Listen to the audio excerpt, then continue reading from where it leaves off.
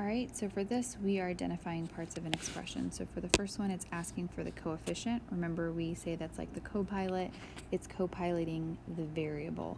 So if we look, our only variable here is the y, and the number that is co-piloting the y, or the coefficient, is 4. So 4 should have been your answer for 3. All right, for number 4 on the check-in, it says, what are the like terms of the expression 3y plus 4x plus x plus 3x. So remember, like terms are terms that have the same variable and they have to be raised to the same power.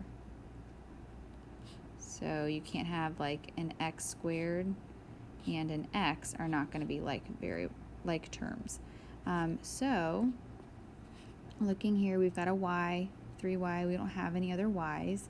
But we have 4x, remember this is a 1x, and a 3x. So all of those would be like terms here, so the correct answer is D.